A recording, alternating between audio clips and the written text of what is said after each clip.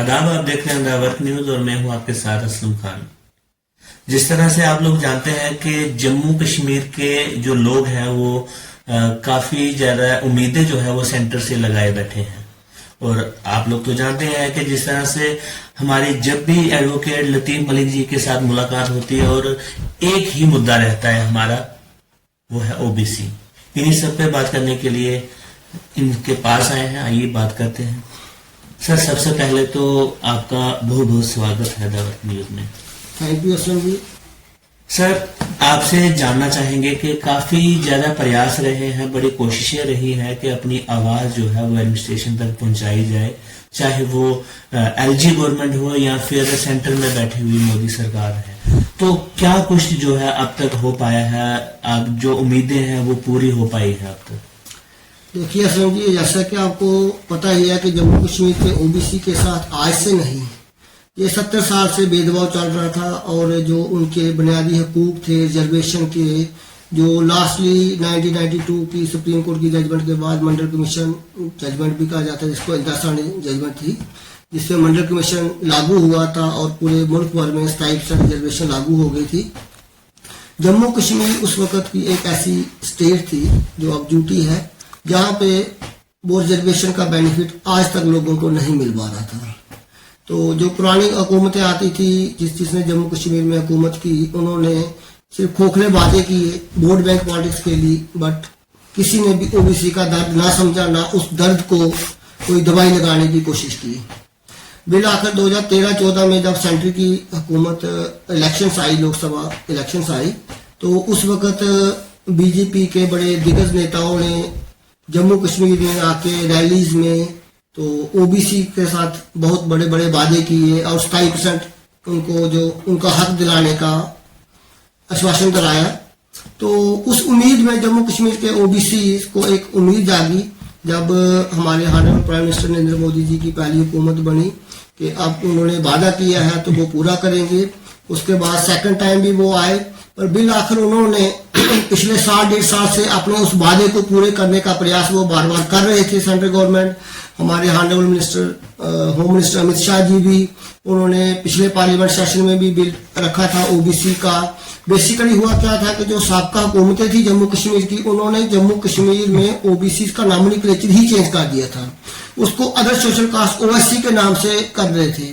तो इसलिए कानूनी लिहाज से सबसे पहले हमारी सेंट्रल गवर्नमेंट ने अब लेटेस्ट जो था पार्लियामेंट सेशन में वो जो नॉमिनक्लेचर चेंज का बिल था उसको पास करके 26 दिसंबर को अल्टीमेटली वो गवर्नमेंट गजट में नोटिफिकेशन ला के उस चीज को लागू कर दिया कि अब ओएससी नहीं, जम्मू कश्मीर में भी ओबीसी का नॉमिनक्लेचर रहेगा। हमारी जो खोई हुई आइडेंटिटी थी वो सेंट्रल गवर्नमेंट ने हमें अभी वापस की है। 26 दिसंबर की उसमें गजट नोटिफिकेशन में आ गई है वो।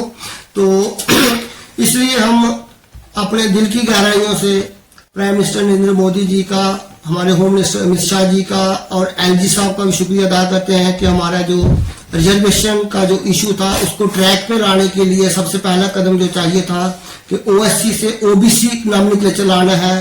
जो साबका हुकूमतों ने हमारा नॉमिनक्लेचर ही बदल दिया था, तो वो ला के उन्होंने एक वादा अपना पूरा किया है।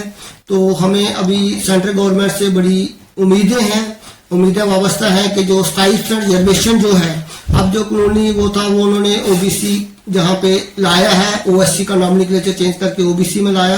तो अब जो 27% रिजर्वेशन का है, हमारी आपके चैनल के माध्यम से बड़ी एक सेंट्रल गवर्नमेंट से, अमित शाह जी से, मोदी साहब से अपील है, एलजी साहब से अपील है कि जल्दी से जल्दी हमारी 27% रिजर्वेशन जो है अब लागू की जाए। और मैं हमारे एलजी साहब का, हमारे जो एडवाइजर साहब हैं, उनका भी मैं बड़ा तहे दिल से शुक्रगुजार हूं कि उन्होंने ओबीसी का एक और जो बहुत बड़ा मुद्दा था कि जो रिजर्वेशन थी पंचायत में और म्युनिसिपल बॉडीज में, लोकल बॉडीज में, उसको भी उन्होंने एक्ट को अमेंड किया है। और बड़ी जल्दी हमें उम्मीद है कि आइंदा जो भी इलेक्शंस होंगी रिजर्वेशन जो जम्मू कश्मीर में पंचायती राज के लिए और लोकल बॉडीज के लिए, तो उसमें ओबीसी के लिए जो है वो रिजर्वेशन मिलेगी हमको। जो फर्स्ट टाइम होने जाएगा कि जम्मू कश्मीर में लोकल बॉडी इलेक्शंस में और पंचायती राज में ओबीसी को रिजर्वेशन मिलेगी। पहले ये SC ST को और वुमेन को रिजर्वेशन थी।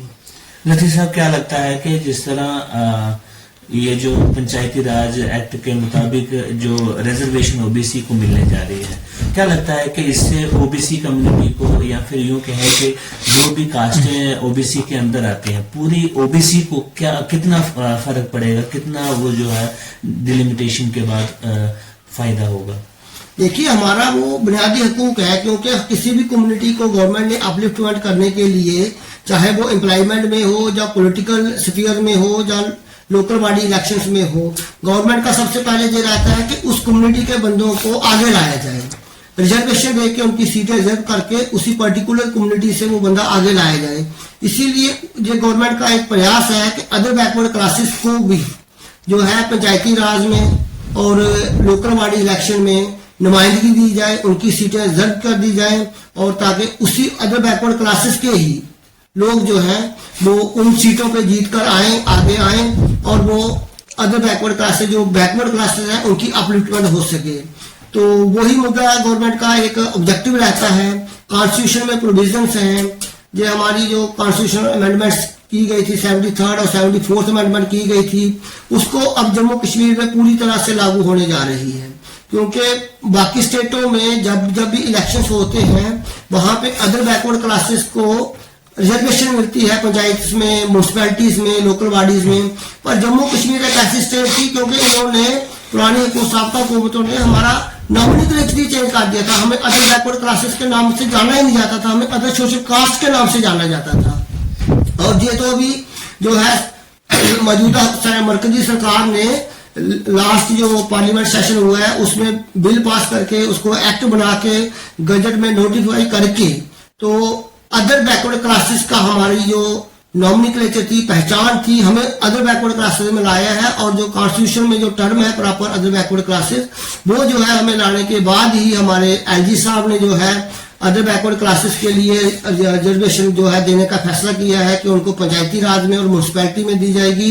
तो ऐसे ही मैं आपके इस जहां प्लेटफॉर्म से फिर रिक्वेस्ट करूंगा, अपील करूंगा हमारे एलजी साहब को, हमारे जो एडवाइजर हैं भटनागर साहब, उनको, होम मिनिस्टर अमित शाह जी को, और नरेंद्र मोदी जी को, प्राइम मिनिस्टर को, कि अब जो 27% रिजर्वेशन जो है वो जल्दी से जल्दी लागू की जाए।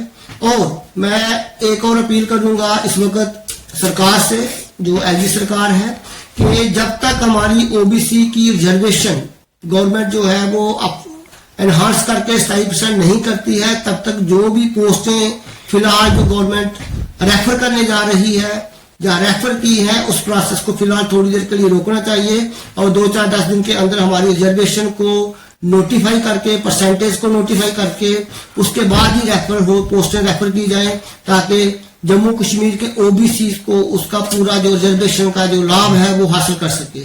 नजीर साहब, एक चीज और जानना चाहूंगा कि दो जो अड़चने थी, वो तो देखा जाए तो 2 स्टेप फिलहाल ओबीसी के फेवर में आए हैं। जैसे कि आपने कहा कि सेंटर में जो है अभी बदलाव किया गया है, ओएससी से फिर से ओबीसी में लाया है। दूसरा, रिजर्वेशन जो पंचायतों में मिलेगी, ये भी एक वेलकम स्टेप है ओबीसी के लिए। अब इससे नेक्स्ट क्या 27% जो रिजर्वेशन है वो नेक्स्ट है, या फिर इसके बीच में भी कुछ और है?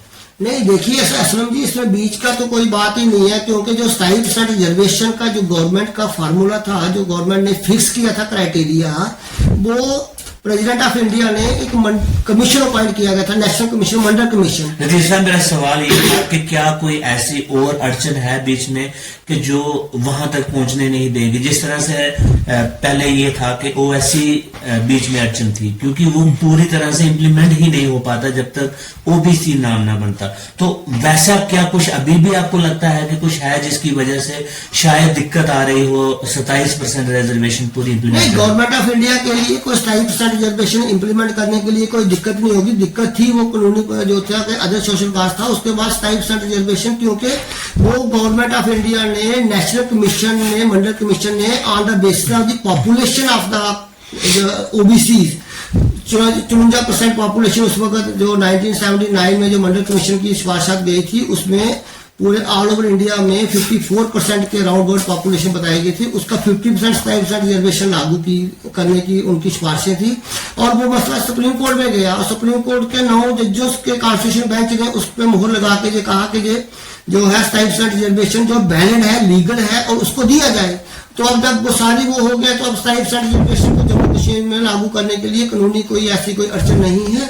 और हमें उम्मीद है कि सेंट्रल गवर्नमेंट ने अगर इतना बड़ा स्टेप लिया है कि ओएससी से ओबीसी बनाया है और सेंट्रल गवर्नमेंट हमें रिजर्वेशन इसमें पंचायत में और म्यूनसिपैलिटी में देने जा रही है, तो हमारा 27% का रिजर्वेशन का जो हक है वो भी हमें जल्द से जल्द इम्प्लीमेंट कर देगी। और मेरी अपील है कि तब तक पोस्टों को रेफर ना किया जाए, तो क्योंकि जम्मू कश्मीर के ओबीसी के साथ आगे भी 70 सालों से भेदभाव होता आ रहा है और तकरीबन 30-32 साल 3 डिकेड से ज्यादा हो गया है कि जी ओएससी के नाम से हमें जो है वो हमारा हक छीना जा रहा था। तो अब ओबीसी बिल आया है तो हमें जो अभी जो भी पोस्टें इमीडिएटली रेफर की जाए वो परसेंटेज ऑफ रिजर्वेशन नोटिफाई करने के बाद ही जो है वो पोस्टें रेफर की जाए, ताकि जम्मू कश्मीर के ओबीसी के जो पढ़े लिखे बच्चे हैं वो भी गवर्नमेंट जॉब में अपनी प्रॉपर रिप्रेजेंटेशन उनकी आ सके। जी बहुत बहुत शुक्रिया लतीफ साहब।